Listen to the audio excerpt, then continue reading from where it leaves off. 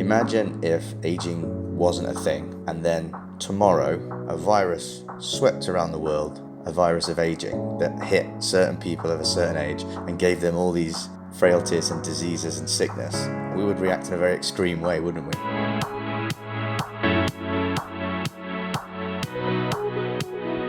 Hello again, a very warm welcome to the Live Long and Master Aging podcast. I'm Peter Bowes. This is where we explore the science and stories behind human longevity. Now, supplementation comes in many forms. Supplements to top up the vital ingredients that go into a healthy lifestyle, vitamins or minerals that perhaps we're not getting from diet alone or exposure to enough sunlight, for example. The use of supplements is, for many, an insurance policy, knowing that none of us is perfect, especially in terms of what we eat or what we don't eat. We're all individual, complex beings, and if we are striving to live the best life possible in pursuit of a good health span, that's a number of years that we enjoy the best of health, supplements have their place in maximising our potential. At least that's my view. And there are some increasingly popular dietary interventions that focus on cellular health, mitochondrial health. We've talked a lot about that on this podcast, supplements that boost our metabolism. And the overriding question is always, what do I need to take, if anything, to optimize my health and well-being? And can I afford it? There is no easy and quick answer. And it is true that for many people, the barrier is financial. Let's talk about all of that with Alan Graves. Alan is the CEO of Do Not Age, a startup company based in Derby in the UK with the mission of extending healthy lifespan for as many people as possible. Alan, welcome to the Live Long and Master Aging podcast. Hi, Peter. Thanks for having me. Great to talk to you. And I guess when you talk about healthy lifespan in terms of your aspirations, it's much the same as saying health span. It really amounts to the same thing. Yeah, I think the terms are interchangeable, but there are still some people that don't know what health span means. So that's why we chose to use healthy lifespan, just so that everybody could understand it. And let's just, and I've talked about this so many times, but let's just recap it again. Health span, it's the aspiration to live as many healthy years, to be fully physically healthy as far as possible, to be mentally engaged, to be socially engaged, and to live your life maybe into your 70s, 80s, 90s, as you did when you were much younger. Yes, exactly. And I think it's about being content and an overall feeling of well-being, isn't it? A lifespan can be 120 years, but if you've had chronic illness for the last 40, then that's not going to be much fun. Whereas I think most people would choose 100 years, but all of them as healthy. Exactly. So let's dive into that a little bit further and talk about your company. But before we do that, how did you get into this? You're not a scientist by training, are you? No, definitely not. I'm not nowhere near smart enough for that. I think I kind of fell into it, really. I was interested in it. I started following originally two professors in the longevity space. One's called Dr. David Sinclair. Hopefully most of your listeners will have heard of him. He's done a fantastic book called Lifespan. If anybody's interested in health and longevity and they haven't read Lifespan, I would urge them to do so. I think it's one of the best books in the industry. And the other person is Professor Vera Gorbanova, who is equally capable, but a little bit less vocal. So she might be a little bit less known to some people. But again, her work on sirtuins is absolutely fantastic. So I started following their work. Originally looked to purchase some NMN and resveratrol, it was back then in 2019, for myself.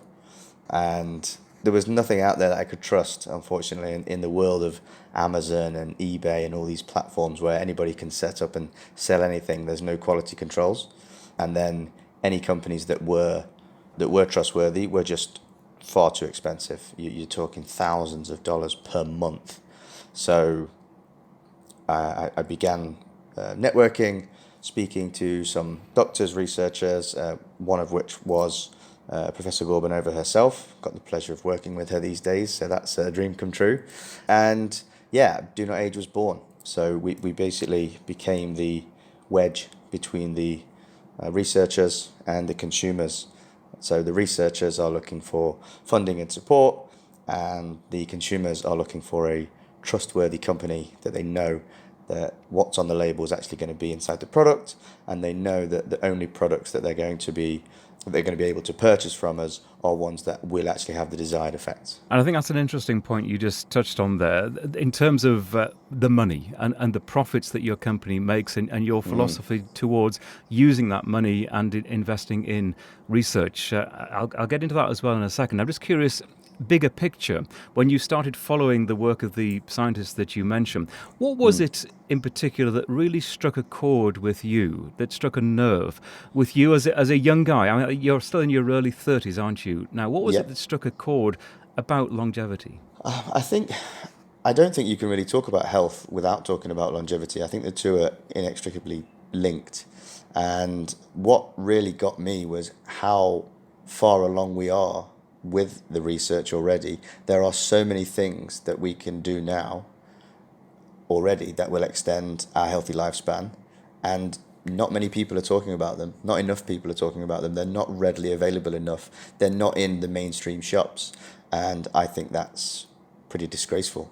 So that was really where it came from. And do you have a vision as a younger person, and generally it's older people that maybe in their late 40s and their 50s, and they see their parents aging, they see what's happening to their grandparents, and they see, I suppose, in real time and very close to them, what happens as you age. I through talking to a lot of people about this of different ages, younger people, it isn't something that they think about as it relates to themselves, what it's going to be like to get very old. I lived a bit of a rock star lifestyle in my younger years, so the effects of aging caught up with me sooner than they will with most people. But as a young person in my late teens, early 20s, I was like most people. You just assume you're invincible because that's how you feel most of the time, and you don't really have too many aches and pains for the majority of us. But once I started feeling that, it makes you wake up a little bit and think about it. I also saw, and I think everybody sees, or most people see, their older family members going through certain things.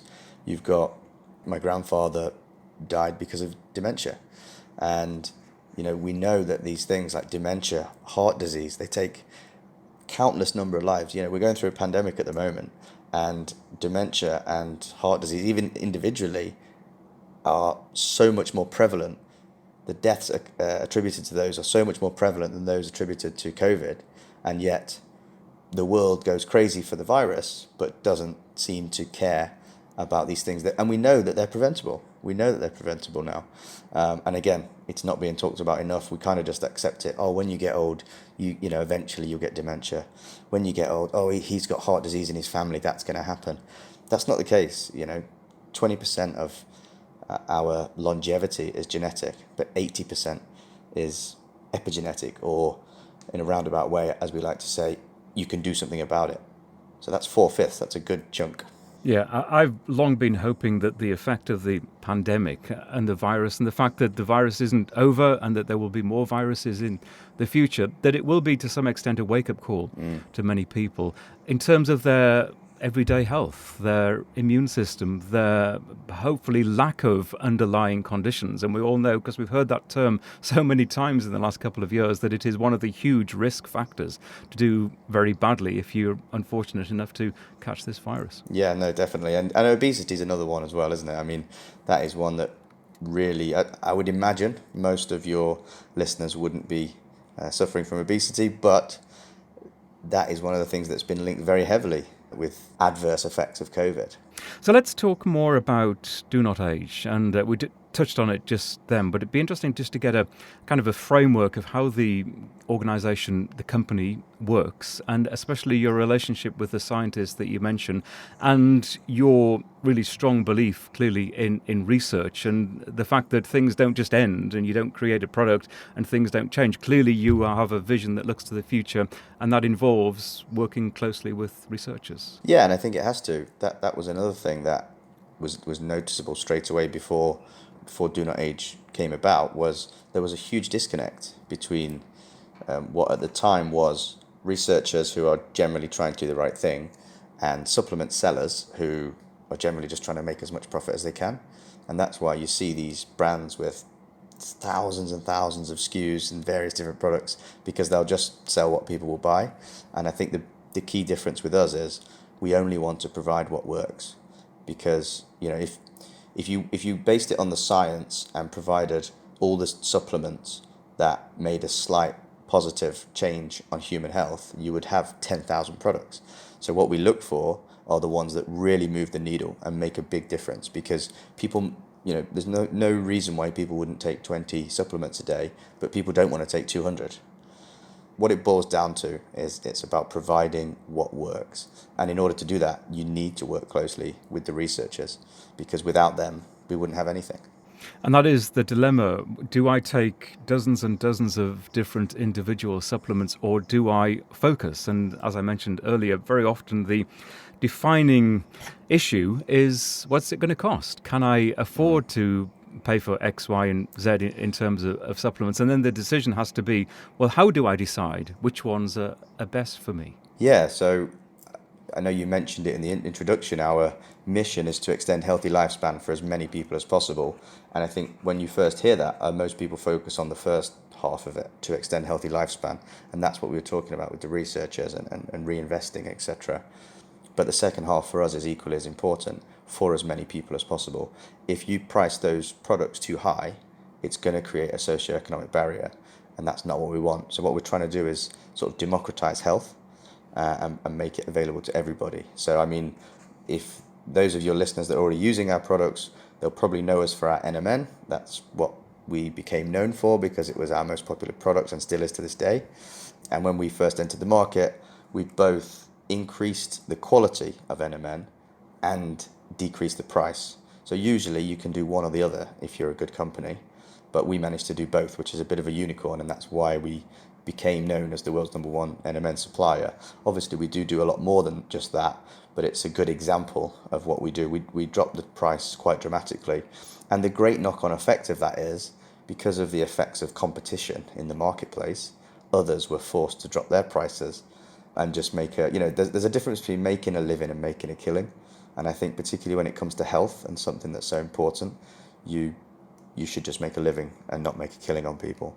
And that's what we've forced some other companies to do, which is great, because now those people that aren't in our audience, that don't have exposure to our products and our messages, they're still benefiting from a lower price. And something else that I know you feel strongly about is the fact that to cover every aspect of health, we don't necessarily need supplementation, that there are other things that we can do that are free. And you've touched on exercise. Clearly, diet is important there. Sleep is crucially important. It's a complex equation, but it doesn't necessarily involve spending tons of money. No, and whilst I think that certain supplementation could help all people, I would recommend that I always say, start with the free stuff, because if you're not exercising correctly or dieting correctly, and by dieting correctly I don't so much mean the types of foods, I more mean the timing of your eating, giving your body that time to rest. It's quite clear now that 3 meals a day, and some people have even more than that, but 3 square meals a day, which is what I was brought up on, and I think most people were, isn't particularly healthy for us, because our body doesn't have long enough time. It's constantly digesting food, so all the energy from your body is going into digesting that food. So you need to give your body a break, and that is free. But that's another reason why I think that the message hasn't been put out there, because it's free to do. So that means nobody's going to profit from it. So then why would anybody try and portray that message? So that's again what we're trying to change. And so we always say that most of what we give out is free, because it's about information, a lot of it. There are a lot of people that still don't know these things, so we're trying to spread that message. Exercise is the same. There are some people who go, I go for a walk every day, and it's like, that's great, and it really is great, but you need to start incorporating resistance training. The science looks like resistance training is the best from a longevity perspective. I actually often say to people, we could finish and stop all of the research now, all of the scientific research, and just apply what we know about diet and exercise and supplementation. And you could increase, I don't know what the number is, but you could increase the average health span, lifespan of global populations quite significantly if only we listen to what we know already, and then save a tremendous amount of money on healthcare, and especially late in life healthcare, on those conditions that could be prevented. Yes, definitely. And I think the data shows at the minute it's around about the 14-year mark, which I don't think is to be sniffed at. 14 years, if the average lifespan at the moment is around 80, extra 14 years is quite a big percentage. And as we mentioned, most of that is completely free. Yeah. Not to mention the other benefits, the benefits you get from a dopamine perspective when you exercise, for example, or anyone out there that has tried fasting, when you get it right. Sometimes it can be tough, obviously, you get hungry, etc., but that's a good thing. But when you, for example, one of the things I like to do is fast for 12 hours or maybe a little bit longer if I can, and then do some really heavy exercise, which a lot of people in the past would go, oh no, you've got to fuel up and all this kind of stuff. But I feel great when I do that, and I feel like I can go harder and longer. It's interesting. Have you tried different types of fasting regimes? It's certainly something that I've looked Yes, into I have. a lot, from whether it's a 16/8 or, I mean, I haven't done a 23/1 with some people, fasting for 23 hours. That sounds a little extreme to me, but I've fasted for several days on a fasting mimicking diet, and like you, I'm becoming more and more interested in time restricted eating. Yeah, I think that's where it's at. And look, I should make it clear for anybody listening, if you're just starting out, then please don't do a 23/1 off the bat. Just you should always make sure you're safe. I know people that have tried it and fainted and things like that, so you do have to be very careful. However, for me, I really struggle with the extended fasting. So once your body goes into a state of autophagy, which is like basically self-eating, very good for you, tends to be around the 48-hour mark, I believe. So 48 hours of no food and just water or maybe coffee and tea. But I really struggle with that. Whereas if I do like a 24, so 20 hours of not eating and then get my calories in those 4 hours, I can manage that most of the time pretty well. And it works well for me. But then if I try the 48 hours, I know there's extra benefits to that. But, I have a global organization to run, and I've got family and things like that, so it's sometimes it's not suitable, so you do have to be careful. I would like to be better at it, but I'll stick with my 24 for now. Yeah, the social implications of fasting, especially when you're the only one, can be quite problematic, can't they? Yeah, and that's the general consensus still out there is, oh, it's not good, can't be good for you not eating. I mean, my parents are still like that to this day. Get a good meal down you, and it's like, and obviously it's coming from a great place, but the science says that's not always the right thing to do. Yeah, exactly. And just to reinforce what you said, I don't recommend anything. I like people to listen to the arguments and make it their own decisions. But crucially on this, I'd say speak to your doctor before you even consider any form of fasting, because again, as I mentioned earlier, we're all individual, very different human beings. We operate in different ways, and going without food for a significant period of time can be very dangerous for some people. So, yeah, the advice is always get professional advice. I want to delve a little bit deeper into NMN, because it's something that you refer to as your flagship product that's received a tremendous amount of attention over the last few years. We've talked about it before on the podcast, but I think it is worth going back to the basics and talking about what it is and how potentially it can be beneficial. Yeah, so again, this is something we do try and do when we send out our emails, is it's about trying to translate the science to make it as easily digestible as possible, because the majority of people aren't scientists and researchers. So the two acronyms I think people should remember for this are NAD and NMN. So NMN is the ingredient and the product and the thing that you ingest, and NAD is the molecule in the body that we're trying to boost. In its simplest terms, NMN is the direct precursor to NAD.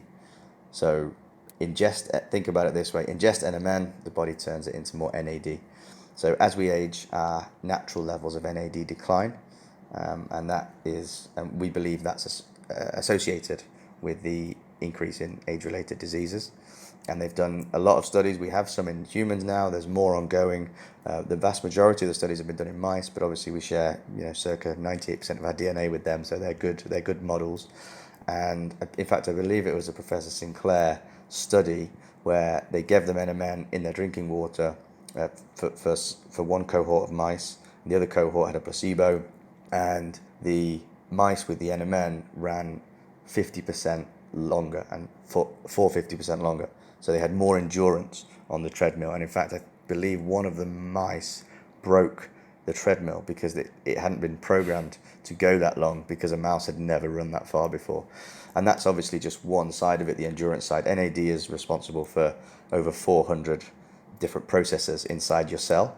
So people often refer to it as the fuel for the cells. That's exactly what my next question was going to be, in terms of specifically what it can help us as a human being to do and to achieve. And broadly speaking, it's metabolism related and our ability to function, physically function, mentally function as well, at a high level. Yeah, so there's been lots. I mean, it's when you're dealing with such an upstream angle, it really does have a lot of downstream beneficial effects when you boost your NAD using NMN.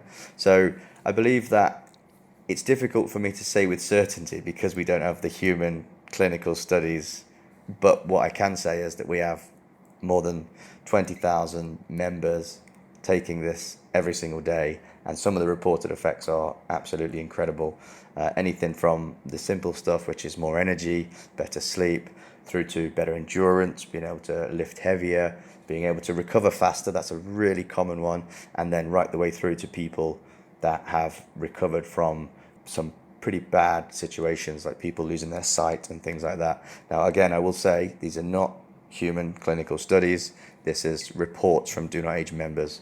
So all I'm doing is reporting about what people have said. Is it wise for people to make decisions based on reports that are not clinical trials? If someone wants to look into the minutiae of this, could that make them a little skeptical that he's the CEO of a company that sells these products, suggesting that there's anecdotal evidence, but maybe not scientific evidence in humans? Yeah, and I think everybody should make their own decision. We have a science page on the website for a reason, with all the links to all the studies, and you can see some of them are human, some of them aren't.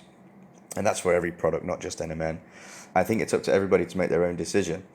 I certainly don't think anybody should make a decision purely based on anecdotal evidence. Everybody's an individual. There are some people that wouldn't like to do that. Obviously I'm a big proponent for this ingredient, but there are still people in my close family circle that choose not to take it. There are also some that do, and they feel the benefits, but there's also some that say, no, I won't do it until my local GP tells me to do it. And that's completely fine. I completely understand that. And for anyone who has delved into this science, there is another way of boosting NAD, and that is with NR. And perhaps that is older science and perhaps better known. Can you explain or distinguish between NR and NMN? Again, I don't want to confuse or bore people too much, but NMN is nicotinamide mononucleotide, so we see that as the direct precursor to NAD, whereas NR is nicotinamide riboside, which is another precursor to NAD. But the way that taking both will increase your NAD levels. Let's just make that clear. Which one is superior is still hangs in the balance. There are people on both sides of the fence. I prefer to sit on that fence. I mean, the one thing I will say is I take NMN myself personally, so that's the one I choose. But there are lots of people taking NR with having positive benefits from it. But the key is, like I say, that both of them do raise NAD. And one of the things that we do is, as I said earlier, we only want to provide things that work. So we've now got an NAD test kit, so anyone can test their NAD levels from home, and it's a simple pinprick on your finger. Drop the blood onto a piece of paper. We then provide a little bit of liquid. You put that liquid on, it preserves the blood sample, but it's a tiny sliver, so that it classes as just a piece of paper when you send it in the mail. Send it into the laboratory. The laboratory then use some more liquid to be able to read the NAD level of your blood, and then you get a certificate. Then what tends to happen is you'll then take some NMN or NR or whatever it is you choose, and then you can test again and see where your NAD level's at. And I think that's the future as well, is personalized healthcare.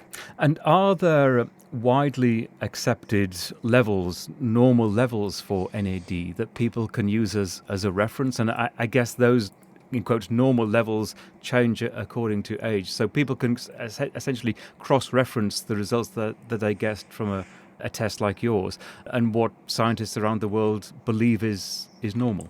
There are, but we choose not to give them out. One thing we do on the test is we have a kind of a red area where we say you should really be boosting, and a green area where we say if you're in here, you're generally going to be okay NAD wise. But the green area is me personally, I'm at the very top end of that, because that's where I choose to be and where I feel the best and where I believe my NAD is optimized. Well, out of interest, where did you start? Did you take a test before you started using the product? Yes, I did, and I believe it's online somewhere. I think it was around 20 nanomoles. Again, I don't want to get too much into the science, and now it's around the 100 nanomoles mark. So it's quite a large improvement, as you can see. But I want to clarify as well, it wasn't just taking NMN. There was also a couple of lifestyle changes I did. You can boost your NAD in a smaller fashion by things like when you eat, sleep, etc., things like that, because NAD and circadian rhythm are, again, very closely linked. So when people get the results of your test, it's in a range as opposed to a number? No, so they do get an exact number, but the range of what we would deem as worrying and the range of what we would deem as acceptable is relatively large. And I think that the key thing, and this is what we say to everybody that takes the NAD test, is you should measure yourself against yourself. So rather than going, oh, how am I for a 58-year-old man or woman or whatever it may be, you should say, I was at this level, now I would like to get to higher than that level. And you mentioned your own personal experience. How has it changed how you feel and over what period of time? I'm going from memory here. So I think it was about a 6-week period or 8-week period, something like that I sort of made the changes. But before I started it, I stopped taking the NMN so that I would kind of get a natural baseline, if that makes sense. But I don't actually recommend people do that. But I just did it so that I could show people what the NAD test kit is for. And I think some of the things I noticed were, again, sleep. I was really struggling with sleep and when I wasn't taking it. And so the sleep has improved. Energy, and I think, again, I mentioned it earlier on, it's that overall sense of well-being. It's feeling like your best self, for want of a better phrase. Let me just dig into the sleep issue a little bit. What aspect of sleep did you struggle with? Was it getting to sleep? Was it staying asleep? Was it getting deep sleep or enough REM? For me, it was getting to sleep. I never had an issue staying asleep, but it was always getting to sleep, a little bit of insomnia. And as I was growing up, I was kind of told, oh, you're just a night owl. But we see now, although it's preferable to sleep in the same patterns as the sun, when the sun goes down, and wake when it arises, it's not as important. What's more important is consistency and getting into a pattern, so that you're going to sleep at roughly the same time, waking up at roughly the same time, getting enough sleep and getting deep sleep. Matt Walker, the guru of sleep, at Sleep Diplomat on Twitter, if anyone's on Twitter, he's recently shared a study that showed how closely linked sleep is to DNA repair. And I mean, a lot of people say aging basically is just DNA damage. So that shows you how important sleep is. So that's certainly something that people should optimize. So I am often instinctively skeptical about these things, and I think that's a good way to be when you're talking about lifestyle interventions or pharmaceutical interventions or supplemental interventions in terms of your diet. You've got to send me an NAD test kit, and I am intrigued to go through the process. It's something I haven't looked in. I've looked into many things, but not NAD. Take the test, look at the results, take the supplementation, and then maybe you and I talk again in, 3 to 6 months' time. And then I can answer the questions that I've just been asking you. Yeah, and I think that's the proof is in the pudding. And I think what the great thing is going to be is we're going to do the NAD testing, and that's where the focus is going to be. But by the time we come to talk again, what you'll want to talk about is how you're feeling. And I think that's the great thing about it, yeah. Yeah, because that, for the vast majority of people, clearly it is how you're feeling now. And clearly there's a longevity component to all of this. Mm-hmm. But ultimately it is about the here and now and how we're living and enjoying our lives in the present moment. And clearly it's important how we're going to be in 5 or 10 years' time, but it's the here and now. So I'm curious to see how that works out. I'm looking forward to it. I'm interested, and it'll be a fascinating experiment for me. Let's talk more generally about what you do. I'm very interested in your vision. This is still a relatively new company and relatively new in terms of a venture for you, just a few years. What is your vision 5, 10, 20 years ahead, not only personally, but for the company and for the science? So I think we start to focus more on morbidity now. So, the number of years that you're living with sort of chronic illnesses, because what I'd like to see, maybe 10 years is a little bit steep, but definitely within 20 years, I'd like to see morbidity almost completely eradicated, so that nobody's having to live for extended periods of time in pain, or be around when they don't want to be around, because there are a lot of people in that kind of state, and it's really sad to see. One of the most beneficial things, one of the best parts of my job satisfaction is hearing the feedback from people that have had either chronic illnesses or pains, or somebody that's maybe in their 70s that says, now I feel like I did when I was in my 40s, and thank you so much, and all that kind of stuff, because it's just that for me makes it all worthwhile. I think it's absolutely brilliant, and that's what I want, basically. That's what originally we were focused a little bit on lifespan, and I think we should now just focus on making people's years on Earth healthy, and then it's my belief that lifespan will extend as a result of that anyway. This is compressed morbidity that you're talking about, a term that's often used in science, and I think it's a great term because it very vividly describes compression, getting smaller, that smaller period of time, as opposed to a decade. I think so many of us can relate to having seen people that we know that are much older end their lives, but end with sickness for the final few years, whether that's at home or in a nursing home. And the idea is that is compressed to maybe in a period of a few days, who knows, ultimately, of ill health. I mean, clearly things are going to decline at some point, exactly, and then you die. To link it back to the sort of analogy I gave with the pandemic earlier, imagine if aging wasn't a thing, and then tomorrow a virus swept around the world, a virus of aging that hit certain people of a certain age and gave them all these frailties and diseases and sickness. Imagine how we would react to that. We would react in a very extreme way, wouldn't we? But because it's always been around, it's just kind of been accepted. And I think it looks to be quite clear now that aging can be reversed, and the biological clock can be reversed, and it's just a matter of finessing that and doing it safely in humans. And that will come, whether it's 20 years or 40 years. But in the meantime, we use what Do Not Age's job is to use what is available to us now to extend people's healthy lifespan until we have these kind of, gene editing or whatever it may be that gets us to fully wind the clock back. You made an important distinction there between aging, reversing aging, and the biological clock reversing. And I think it's always, I always like to try to talk about aging in a positive sense, that we're all moving forward, we'll all be a year older in 12 months' time, and that is the aging process. But biologically, we don't have to be what is commonly accepted. And if you look across populations, the average health of someone who is 40 or 50 years old, that it is biologically possible to have a body that is decades, sometimes younger than your chronological age. Yes, exactly. And like we said, there's a myriad of ways that people can do that right now available to you today. Most of them are free. Some of them cost a little bit of money, but in my opinion, none of them cost as much as the cost of aging. One thing I haven't asked you about is regulation of these kinds of products and safety issues, and specifically talking about NAD. You're sending me an NAD testing kit. This isn't something that I would go into if I thought that there were acknowledged and recognized dangers involved. As a company, as a CEO selling these kinds of products, what kinds of regulations do you have to abide by in terms of safety?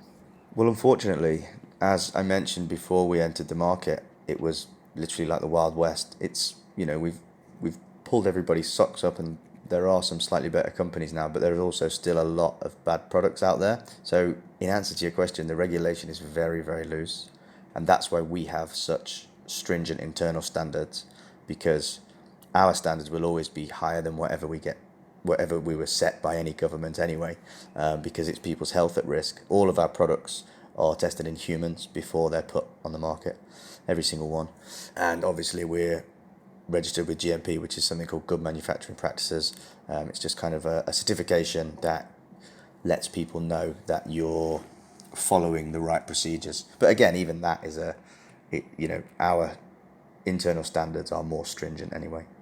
And just a closing question. What are your own personal longevity aspirations, knowing what you know about the science and acknowledging that you're not a scientist by training, but clearly you've looked into this in tremendous amount of detail. Do you have a longevity goal for yourself? And do you live maybe you could give us an idea of how you live your life accordingly to try to reach that goal? Yeah, so I do what I can, but I'll never be militant about it. If there's a meal with a few too many calories in, or if one day I want to have breakfast as well, then I will do it, as long as you're doing the right things most of the time. I think you'll be fine. Obviously, I take a raft of supplements because I know what's gone into them, I know the science behind them, and I know the benefits. Exercise is something that I'm very big on. I let it slip over Christmas, so I'll be getting back on it shortly. But yeah, I think for me, my long-term goal is to live a full life, and I would rather live to 85 and not have any morbidity than live to 110 and suffer, quite a lot. So I think that's my main goal, is to stave that off. And I don't know where the science is going to be, because it's getting, we know more and more each year. So it's getting more and more exciting. We are relatively near to that tipping point now, which is a very exciting place to be. But like I said, I'd rather live a full life till I'm 85. But then again, if you ask me at 84, I might have a different answer. Alan Gross, thank you so much. I've really enjoyed this conversation. We will, as I just mentioned, we will talk again. I think it's fairly obvious you and I share this passion for following the science and a little bit of self-experimentation as well. And as we move forward, we're going to be hearing on this podcast the name of your company quite a bit, Do Not Age, as an affiliate partner. It's the kind of relationship that is really the lifeblood of many podcasts in terms of funding, and hopefully it's a beneficial relationship for everyone, with LLAMA as a discount code for some of your products. Maybe you could explain, just for our listeners, how that would work. Yeah, so people can have a look at the website, peruse, find out a bit more about us, look at our science page. I'd definitely recommend people start at the science page, then look through the products. If you would like to purchase anything, the discount code LLAMA, LLAMA, will give a 10% discount to your listeners. So it's adding value that way, and then off the back of that, Do Not Age will be supporting Peter's podcast, and I think, like I say, it becomes a win-win-win. And one thing I'd like to say is that if anybody has any questions about anything that Do Not Age is doing, any of the research, any of the products, any of the ingredients, just email hello@donotage.org and you will always get a response. Excellent. And I will put all of those details into the show notes for this episode. You'll find them at the Live Long and Master Aging podcast. That's LLAMA podcast.com. And you can contact me. Social media DMs are always open. I'm at Peter Bowes. Alan, once again, thank you so much. We'll talk again, and thank you for listening. Thanks, Peter. Appreciate it.